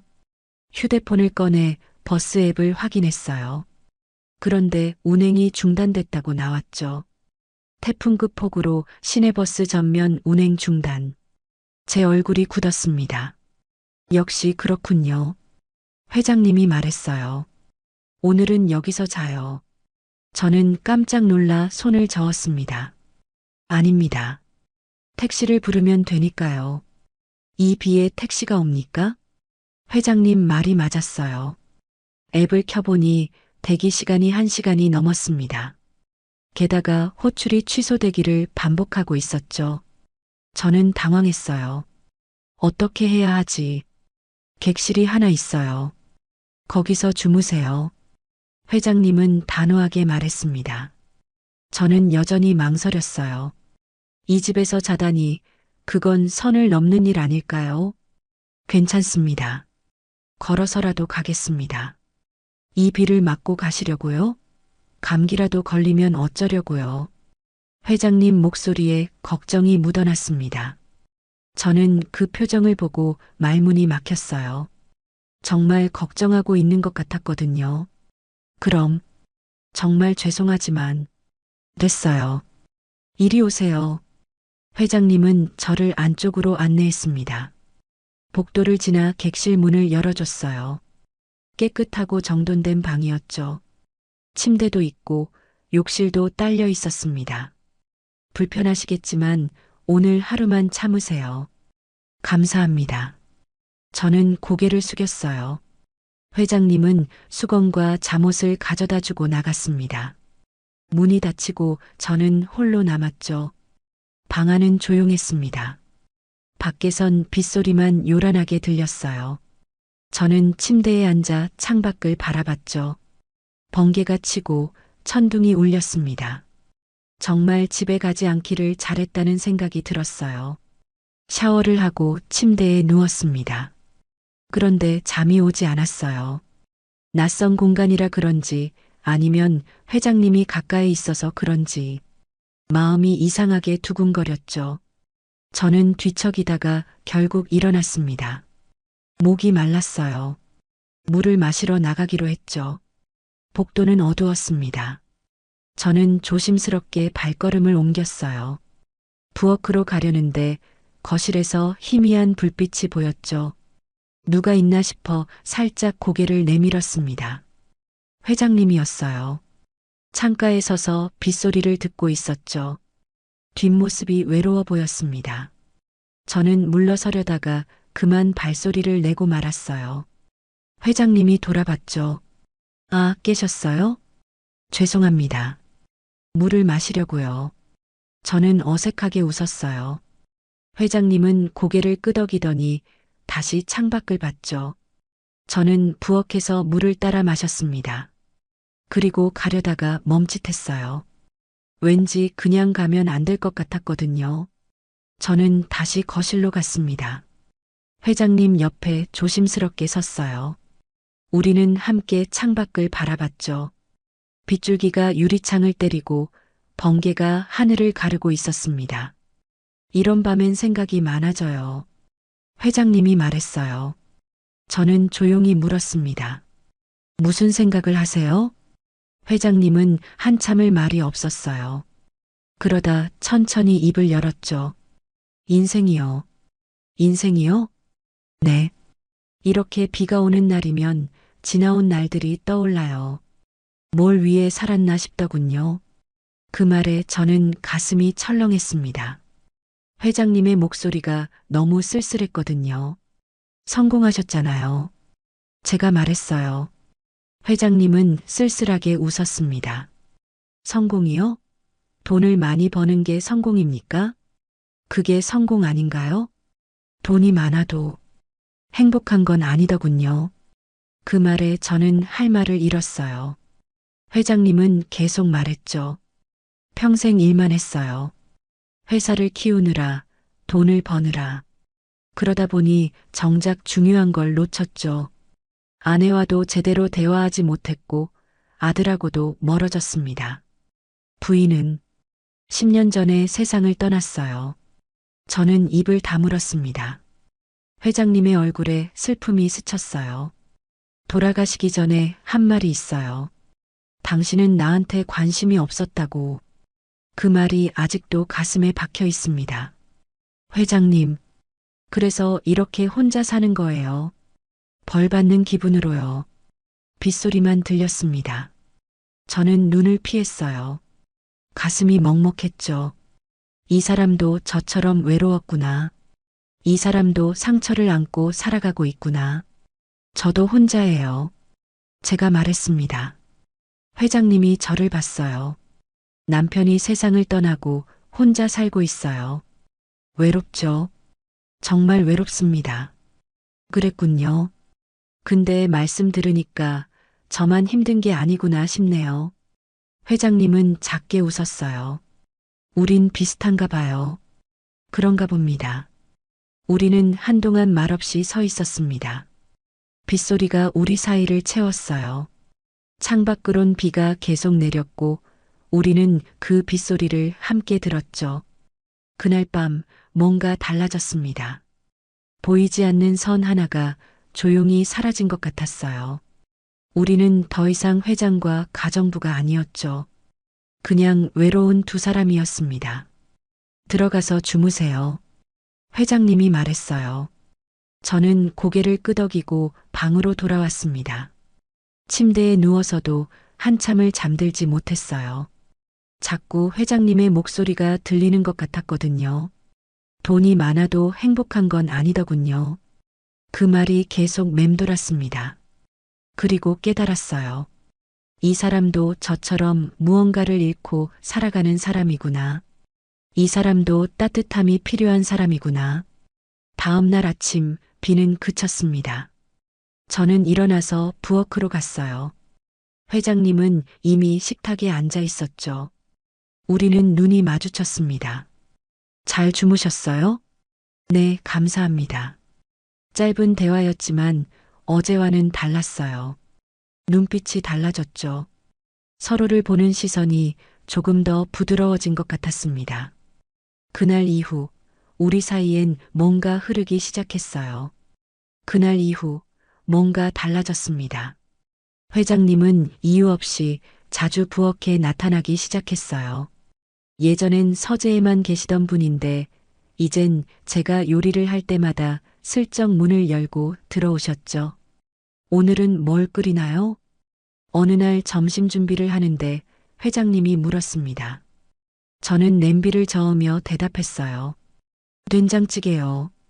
회장님 좋아하시잖아요. 제가 좋아하는 걸 알고 계셨어요? 회장님이 살짝 놀란 표정을 지었습니다. 저는 웃으며 고개를 끄덕였죠. 매번 국그릇을 깨끗이 비우시잖아요. 그걸 보면 알죠. 그걸 보셨군요. 회장님은 작게 웃었어요. 그 웃음이 참 따뜻해 보였습니다. 우리는 그렇게 자연스럽게 대화를 나눴죠. 젊을 땐 밥상 앞에서 웃은 적이 없어요. 회장님이 갑자기 중얼거렸습니다. 저는 손을 멈추고 회장님을 봤어요. 왜요? 늘 바빴으니까요. 밥도 빨리 먹고 회사 가야 했고 집에 오면 피곤해서 말도 없이 먹었죠. 그러다 보니 밥상이 즐거운 자리가 아니더군요. 그 말이 가슴에 와닿았습니다. 저도 그랬거든요. 남편이 사업하느라 바쁠 때 저희도 말없이 밥만 먹었어요. 이제는 웃으셔도 돼요. 제가 말했습니다. 회장님은 저를 보더니 천천히 고개를 끄덕였어요. 그래요. 이제는 웃어도 되겠네요. 그 순간 우리 사이엔 미묘한 온기가 흘렀습니다. 말로 표현할 수 없는 따뜻함이었어요. 마치 오래된 친구처럼, 아니 그 이상의 뭔가가 느껴졌죠. 하지만 따뜻한 순간은 오래가지 않았습니다. 며칠 후 관리소장을 만났어요. 우편물을 받으러 관리실에 갔는데 소장이 저를 불러 세웠습니다. 정숙 씨, 잠깐 얘기 좀 할까요? 불길한 예감이 들었어요. 소장의 표정이 심각했거든요. 네, 무슨 일이세요? 요즘 회장님이랑 너무 가깝게 지내는 거 아니에요? 그 말에 제 얼굴이 굳었습니다. 가슴이 철렁했어요. 무슨 말씀이신지 다른 입주민들이 얘기하더군요. 밤늦게까지 불이 켜져 있다고, 회장님이 정숙 씨한테만 웃는다고. 소장의 말이 칼처럼 날카로웠습니다. 저는 할 말을 잃었어요. 저는 그냥 일을 할 뿐입니다. 알아요. 하지만 소문이 좋지 않아요. 조심하세요. 관리실을 나왔을 때 다리에 힘이 풀렸습니다. 소문이라니. 사람들이 저와 회장님을 그렇게 보고 있었다니. 부끄러웠어요. 창피했죠. 집으로 돌아가는 내내 머릿속이 복잡했습니다. 일을 그만둘까? 그런 생각이 들었어요. 이렇게 소문이 나면 회장님한테도 피해가 가잖아요.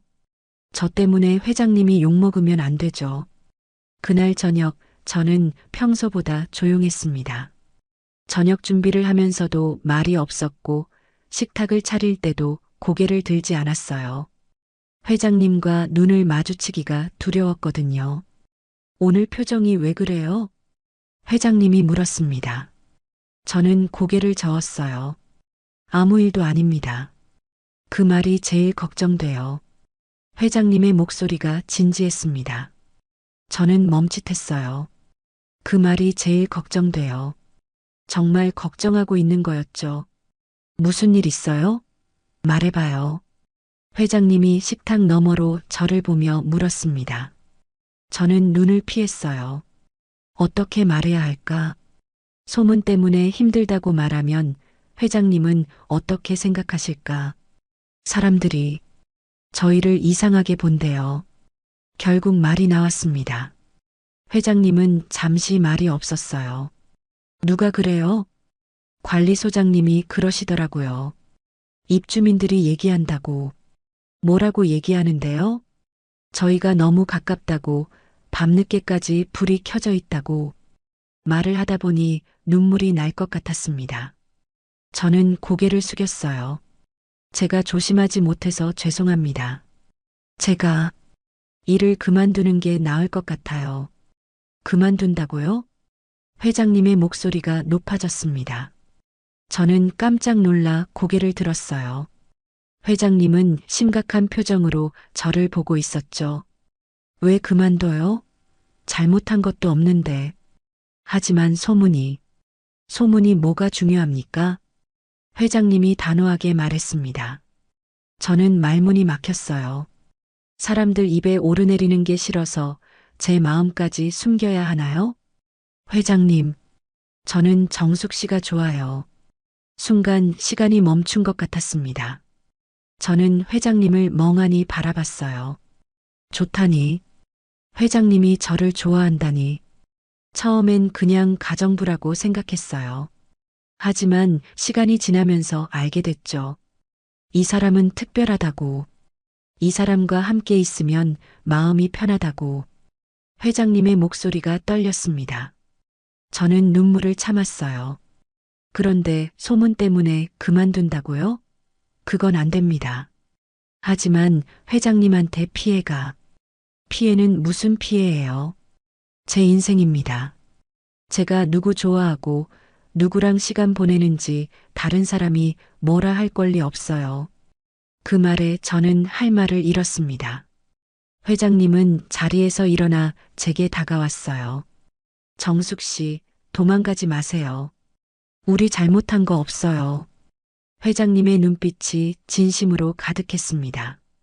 저는 그 눈을 보며 깨달았어요.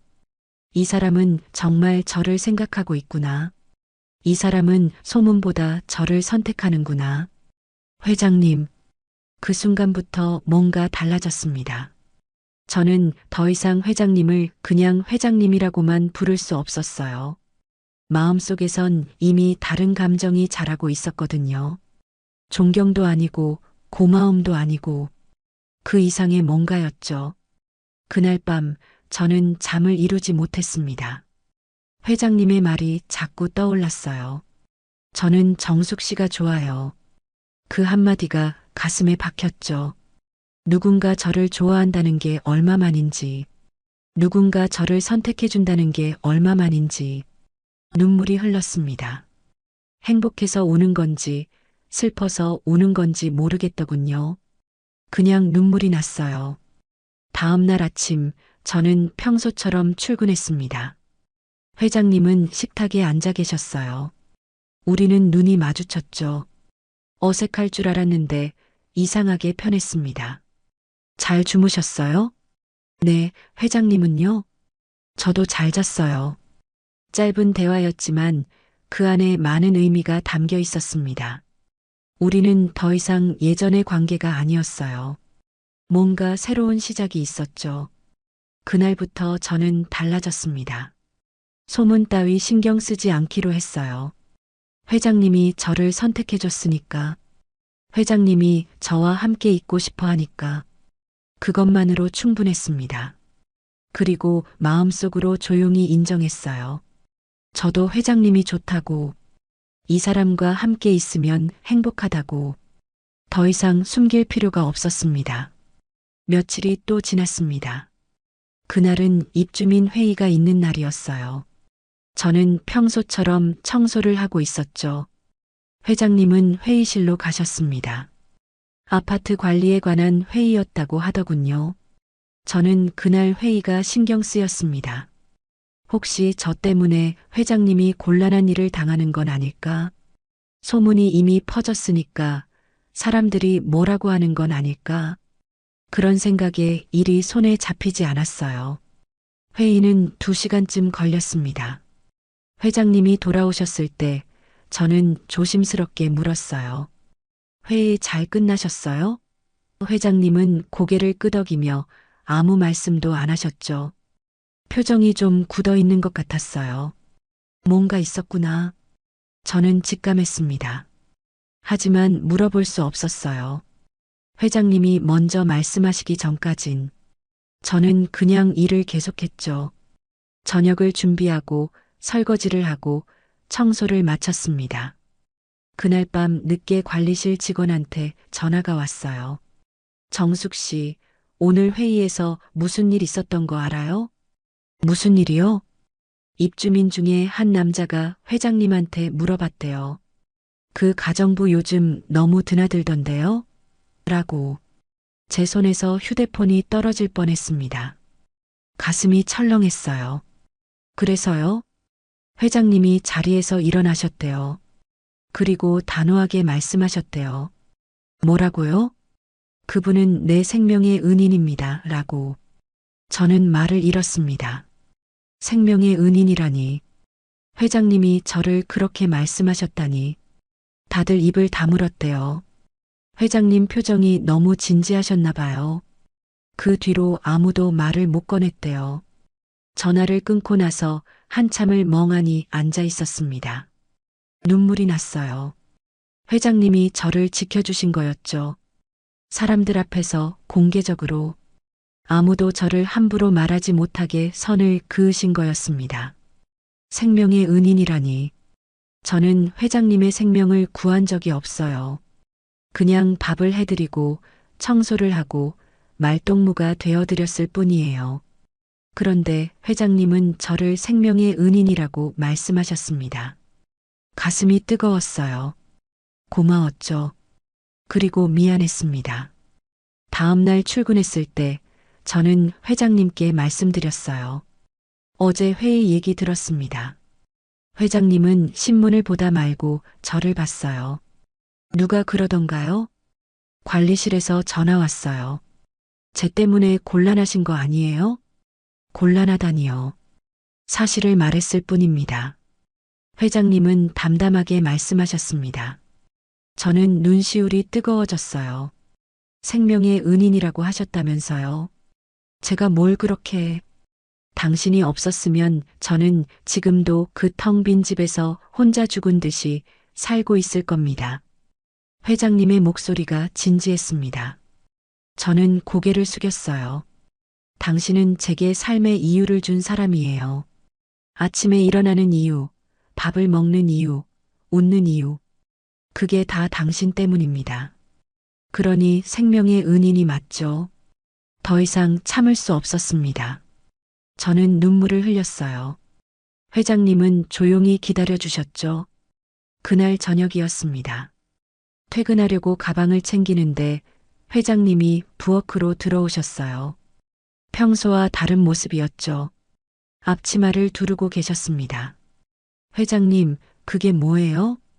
오늘은 내가 밥을 해보려 합니다. 저는 깜짝 놀랐어요. 회장님이 요리를요? 아니에요. 제가 할게요. 아니요. 오늘은 제가 합니다. 앉아 계세요. 회장님은 단호했습니다. 저는 어쩔 수 없이 식탁에 앉았어요. 회장님이 요리하는 모습을 보는 게 신기했습니다. 회장님은 냉장고를 열고 김치를 꺼냈어요. 서툰 손으로 김치를 썰고 돼지고기를 꺼내 볶기 시작했죠. 연기가 났고 기름이 튀었습니다. 회장님은 당황하면서도 계속 요리했어요. 괜찮으세요? 제가 도와드릴까요? 아니요, 괜찮아요. 이 정도는 할 수 있어요. 하지만 괜찮지 않아 보였습니다. 김치찌개 국물이 너무 짜 보였고 고기는 좀 탄 것 같았어요.